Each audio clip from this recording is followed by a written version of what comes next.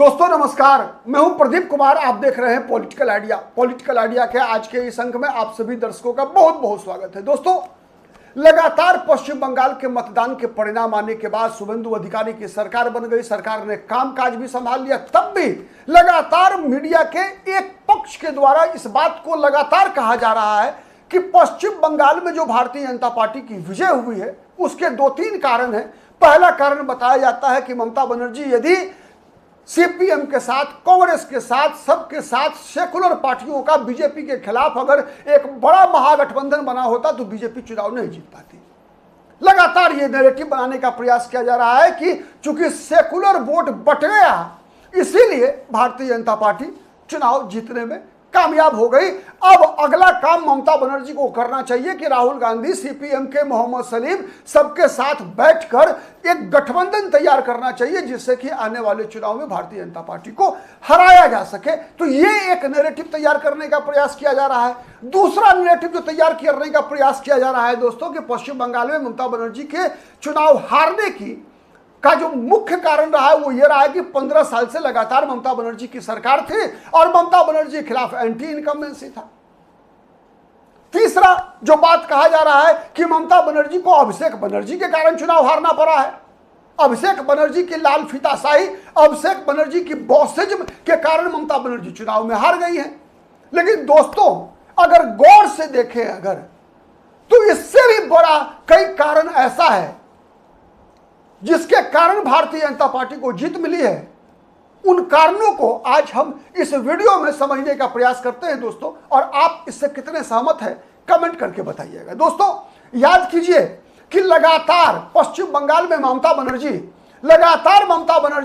जब कभी भी कोई भी व्यक्ति पश्चिम बंगाल में हिंदू समुदाय का विशेषकर जब भी कहता था कि जय श्री राम, तो ममता बनर्जी क्या कहती थी कि जय बांग्ला बोलो, जय बांग्ला, जय बांग्ला।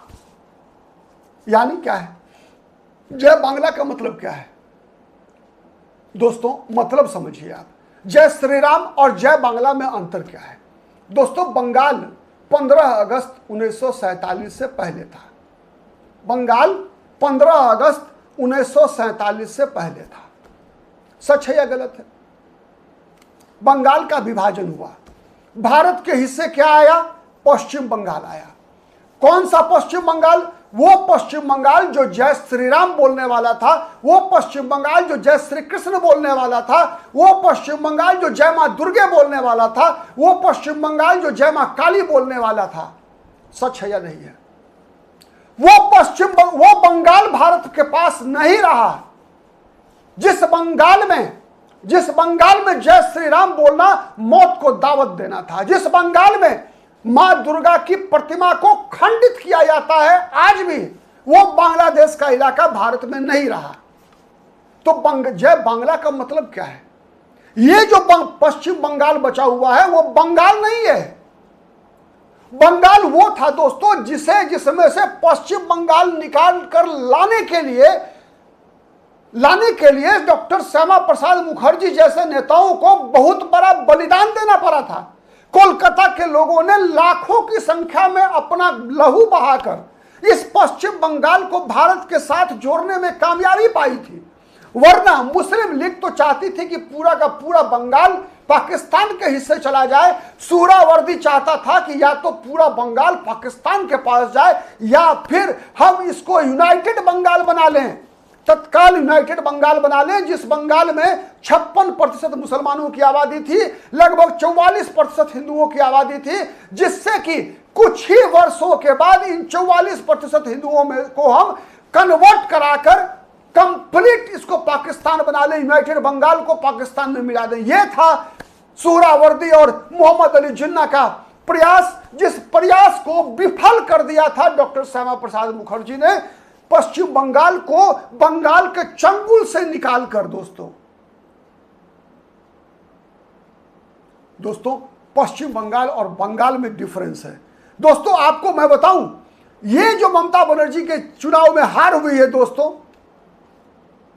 उसका सबसे बड़ा कारण समझिए दोस्तों, ममता बनर्जी को इस बात का एहसास था दोस्तों कि चुनाव जीतने का एक ही तरीका है। ममता बनर्जी को पता था कि हिंदुओं को डरा कर रखो पश्चिम बंगाल में, हिंदुओं को डराओ और मुसलमान विशेषकर घुसपैठियों का मनोबल इतना बढ़ा दो कि उससे पश्चिम बंगाल की 70% हिंदू आबादी डर कर रहे हैं। क्योंकि इतिहास रहा है बंगाल का इतिहास इतना खौफनाक रहा है दोस्तों, चाहे वो डायरेक्ट एक्शन डे का इतिहास हो, चाहे वो नोआखाली का इतिहास हो, इतना भयानक रहा है जिसके याद करके आज भी इतिहास, चूंकि अब उस पीढ़ी के तो बहुत रेयर लोग जीवित होंगे दोस्तों, केवल कहानियों में सुन रहे होंगे वर्तमान पश्चिम बंगाल के लोग।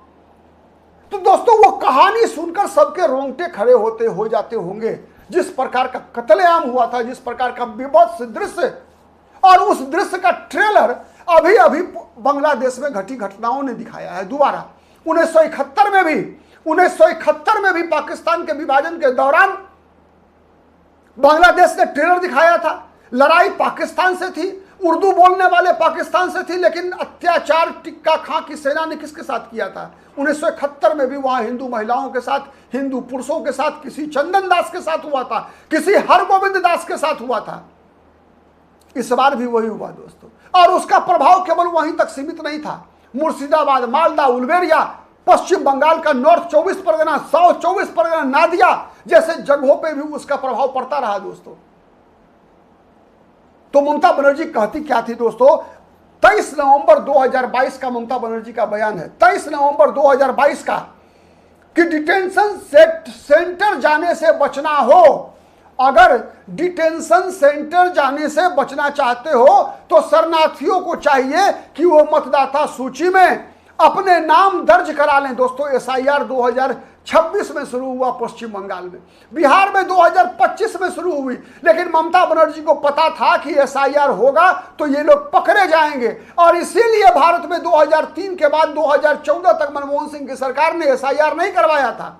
नरेंद्र मोदी की सरकार भी सोई हुई थी, लेकिन जगी, चुनाव आयोग जगा, और चुनाव आयोग के जगने के बाद जब एसआईआर हुआ तो ममता बनर्जी को पता था कि एसआईआर में पकड़े जाएंगे। तो ममता बनर्जी ने पहले ही कहा डिटेंशन सेंटर जाने से बचना है तो शरणार्थियों को चाहिए कि वे मतदाता सूची में अपना नाम दर्ज करा लें। दोस्तों ममता बनर्जी बांग्लादेशी घुसपैठियों को, रोहिंग्याओं को शरणार्थी ही कहती थी दोस्तों पश्चिम बंगाल में 2023 में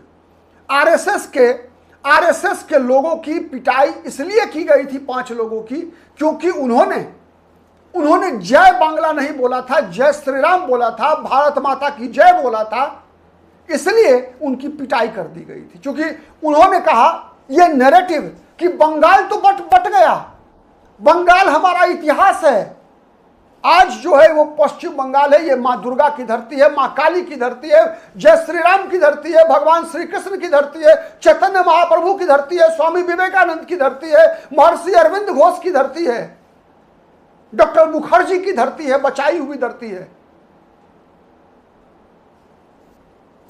दोस्तों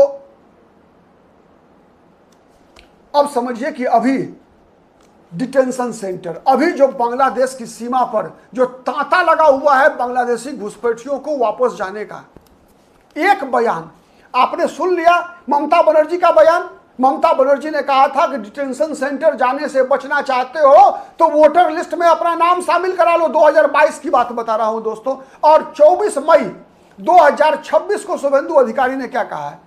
शुभेंदु अधिकारी ने कहा कि घुसपैठियों को रखने के लिए पश्चिम बंगाल सरकार हर जिले में होल्डिंग सेंटर बनाएगी और घुसपैठियों को पकड़कर जेल में नहीं डालेगी, बीएसएफ को हम सौंप देंगे।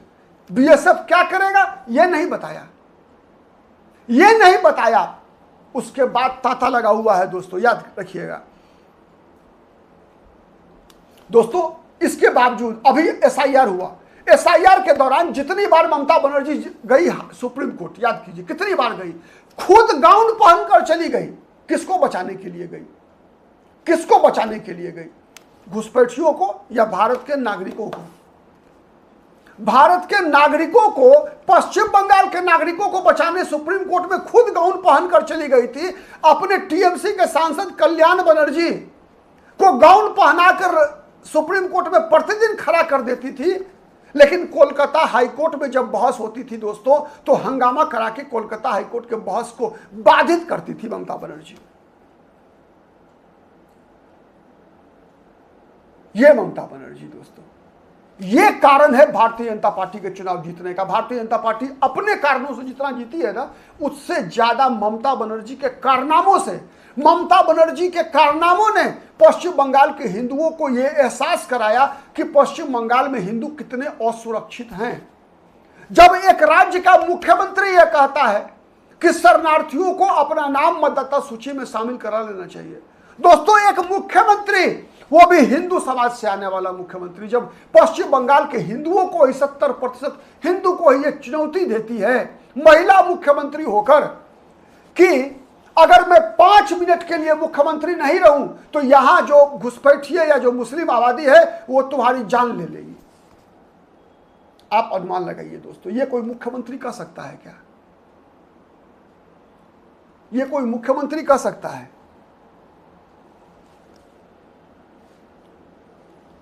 जिस पश्चिम बंगाल में दोस्तों, जिस पश्चिम बंगाल में विजयादशमी के दिन मां दुर्गा की प्रतिमा के विसर्जन को केवल इसलिए रोक दिया जाए कि मुहर्रम का जुलूस निकलना है, उस राज्य के मुख्यमंत्री के बारे में वहां की 70% आबादी किस बात का इंतजार कर रही थी? दोस्तों बीबीसी के संवाददाता रहे हैं और लंदन में बस चुके हैं अब डॉक्टर विजय राणा। 2024 में ही ये बता चुके थे कि वो अब पश्चिम बंगाल कश्मीर बन चुका है।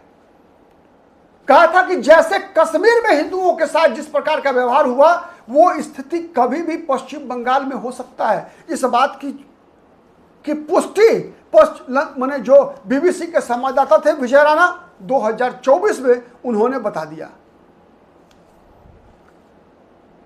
दोस्तों पश्चिम बंगाल में ममता बनर्जी जब ये कहती थी कि पश्चिम बंगाल कहती थी, पश्चिम बंगाल नहीं, बंगाल केवल बांग्ला भाषा बोलने वाले लोगों के लिए है, यानी बिहारियों के लिए नहीं है, गुजरातियों के लिए नहीं है, मारवाड़ियों के लिए नहीं है, लेकिन उस पार के बंगालियों के लिए है। आप भाषण सुनिए दोस्तों, कितनी बार ममता बनर्जी इंसा अल्लाह इंसा अल्लाह इंसा अल्लाह इंसा अल्लाह करती थी पता नहीं हो दोस्तों। जितना बार ममता बनर्जी कभी मां दुर्गा के सामने हाथ नहीं जोड़ी होंगी, कभी सर नहीं झुकाया होगा, उससे ज्यादा बार ममता बनर्जी को का दुआ मांगते हुए सर पे पल्लू ओढ़कर ऐसे मुस्लिम स्टाइल में आपने देखा होगा दोस्तों, केवल वोट के लिए। इतनी सड़ी हुई मानसिकता जिससे पश्चिम बंगाल की महिलाएं, पश्चिम बंगाल की दुर्गा पूजा करने वाली हिंदू बंगाली महिलाएं जिससे शर्मिंदा नहीं होती थी क्या? यह बड़ा सवाल है। सब शर्मिंदा थी, लेकिन डर से वो सड़क पर आकर ममता बनर्जी का विरोध नहीं कर सकती थी, क्योंकि ममता बनर्जी के साथ इस पार के तो 30% लोग थे ही, साथ ही उस पार के भी लोग। आपने देखा कि पश्चिम बंगाल में जहां बीजेपी ने चुनाव जीता, तब सरहद पार बांग्लादेश में कैसे छाती पीटा गया था, बांग्लादेश की संसद से लेकर बांग्लादेश की सड़क तक पर। बांग्लादेश में जितने भी कट्टरपंथी ताकतें थी दोस्तों, सब के सब ममता बनर्जी के चुनावी हार पर छाती पीट रहे थे। क्या यह सच है या नहीं है? यह साबित करता है कि ममता बनर्जी किसकी नेता थी। और ममता बनर्जी के इन्हीं कारनामों के कारण दोस्तों, इन्हीं कारनामों के कारण एक ऐसी लहर चली, और वो लहर यदि उसके बावजूद सुप्रीम कोर्ट का सहारा नहीं होता, यदि चुनाव आयोग की सावधानियां नहीं होती, अगर केंद्रीय सुरक्षा बल पश्चिम बंगाल के चप्पे चप्पे पर नहीं तैनात किए गए होते, तो यकीन मानिए पश्चिम बंगाल के 70% मतदाता मतदान के दिन भी, चाहे वो 23 अप्रैल का मतदान रहा हो, चाहे 29 अप्रैल का मतदान रहा हो, वही किया होता जो टीएमसी चाहती थी, जो ममता बनर्जी चाहती थी। वही करने में कामयाब हो जाती ममता बनर्जी, जो काम ममता बनर्जी ने 15 साल किया, और उससे पहले 34 साल तक ये लाल सलाम वालों ने किया था पश्चिम बंगाल के साथ। सच है या नहीं बताइएगा कमेंट करके। आप कितने सहमत हैं बताइएगा, आप क्या सोचते हैं। और हमारा वीडियो यदि पसंद आए तो लाइक शेयर जरूर कीजिए दोस्तों। आज के लिए इतना ही, फिर मुलाकात होगी किसी अन्य मुद्दे पर। तब तक के लिए नमस्कार।